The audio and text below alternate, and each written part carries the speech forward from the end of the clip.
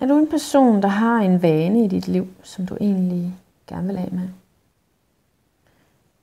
Måske du har en afhængighed af cigaretter eller chokolade, kage. Måske har du en afhængighed af alkohol. Eller har du en afhængighed af at sidde på din telefon og tjekke Facebook, eller om der er nogen, der måske kontakter dig. Den der følelse af at skulle have dit drug for at kunne være i livet, det er en overlevelsesmekanisme. Det er en måde at tro, at hvis du får det, der er dit drug, om det så er røg eller alkohol eller shopping eller chokolade, så har du det godt. Problemet er bare, at det kun opfylder dit behov i en vis tidsrum. Så skal du have det igen og igen og igen. Og det er faktisk fordi, du aldrig rigtig kommer ind til det egentlige behov, du har. Det behov, du egentlig har brug for at få opfyldt, når du tænder en cigaret, eller putter et stykke chokolade i munden, går ind til bageren og køber ind, eller kværner en pose Matador-mix på 2 minutter. Du er simpelthen ikke i stand til at lytte til det behov, du dybest set har.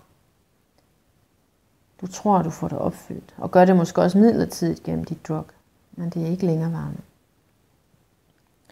Jeg har arbejdet med rigtig mange mennesker, der har haft en form for afhængighed, og der er ingen tvivl om, at rigtig mange af dem har gået hjem med en ganske ny indsigt og en bevidsthed om, hvad det egentlig var, de havde brug for. Og på den måde var det meget nemt at kvitte smøgerne og lade chokoladen ligge.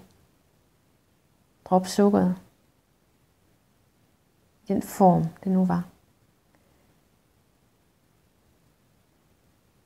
Og det bliver jo til mange penge. Man kan spare i løbet af en uge, eller en måned, eller år. Men det bliver bestemt også til en forhøjet livsglæde, fordi at man føler sig stolt. Man føler sig ikke længere skamfuld over, at man bliver ved med at gøre noget, der egentlig ikke er godt for en.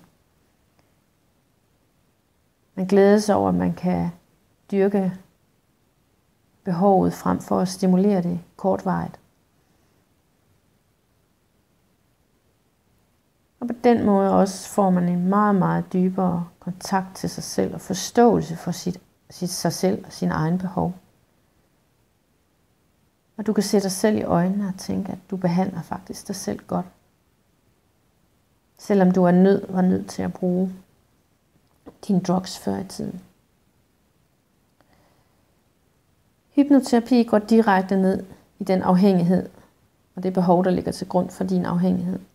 Og du er nysgerrig på at finde ud af det, så kan jeg jo kun opfordre dig til at bestille en session hos mig. Det kan synes dyrt, men du kan jo selv regne på, hvad en pakke cigaretter koster hver dag, og slik og chips, og hvad det koster at købe det, som du i virkeligheden ikke har brug for. Det finder du bare ud af. Om det er nu, du skal kvitte med din afhængighed, eller leve videre med den, som den er.